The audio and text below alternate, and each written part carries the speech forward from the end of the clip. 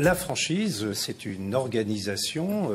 À la tête, vous avez un franchiseur qui dispose d'une expérience, d'une enseigne, oui, d'une activité et surtout d'une réussite, et qui va proposer cet ensemble à un franchisé qui, lui, va réitérer ce modèle de réussite qui va fonctionner selon le modèle de la franchise, sous l'enseigne, sous une assistance technique, avec un ensemble d'organisations qui consiste à lui donner une optimisation dans sa gestion et va le guider dans sa réussite. La franchise est devenue un terme générique aujourd'hui. On n'entend pas franchise toutes les formes du commerce organisé indépendant. Vous trouvez des systèmes de concession que l'on va trouver davantage dans le secteur automobile, le système du partenariat, c'est d'ailleurs la franchise qui évolue le plus vers ce système de partenariat.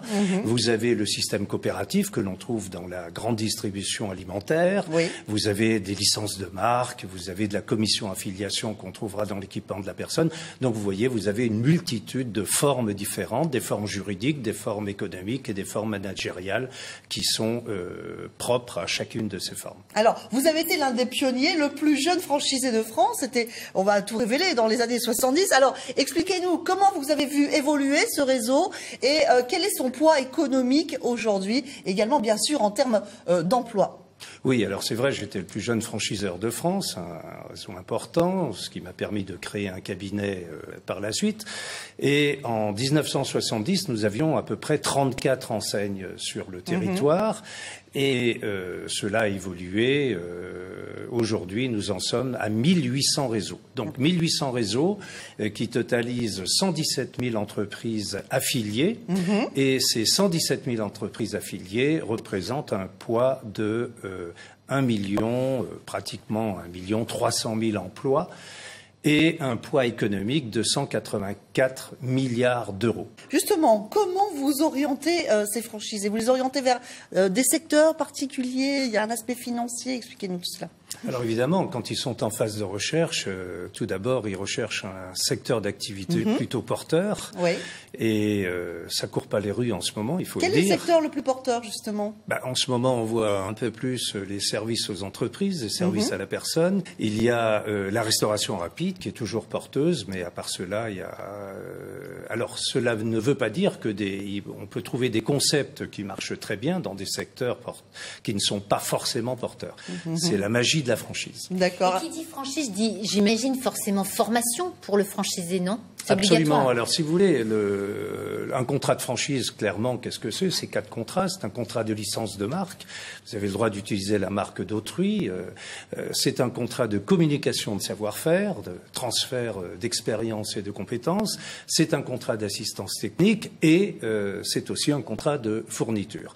Donc, c'est un véritable réducteur de risque puisque le transfert de savoir-faire, c'est le savoir-faire, mais c'est aussi le savoir ne pas faire, comment éviter l'échec quand on crée une entreprise. Donc c'est un véritable réducteur de risque et un réducteur très important. Justement, vous avez un chiffre à nous donner sur le taux de réussite comparé justement à des gens qui s'aventuraient, entre guillemets, sans être accompagnés comme ils le sont avec les franchises. Oui, alors évidemment, la personne qui se retrouve à 45, 50 ans et qui cherche un nouvel emploi parce que voilà, il est au chômage, c'est très compliqué à cet âge-là. On est, il faut le dire, malheureusement trop vieux, trop cher et trop jeune pour rester sans rien faire. Donc il faut créer quelque chose, il faut créer son propre emploi.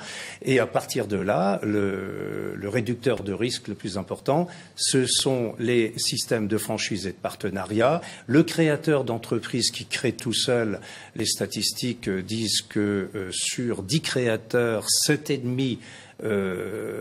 vont à l'échec en moins de 5 ans, alors que lorsqu'ils sont dans des réseaux, il n'y en a que 2 sur 10 qui connaissent l'échec. Donc c'est pas une assurance tout risque non plus, mais cela prouve que bien sûr, c'est un plus facile.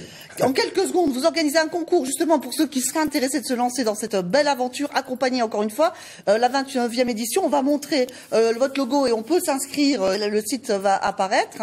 Donc c'est une édition qui aura lieu à la fin de l'année. Oui, voilà. Alors l'IREF organise depuis 29 ans le concours meilleur franchisé et partenaire de France. Cette année, il est parrainé par Emmanuel Macron. D'accord. Et je présente juste rapidement pour ceux qui voudraient plus d'informations votre livre Franchise et partenariat aux éditions Duno pour ceux qui voudraient en savoir beaucoup plus.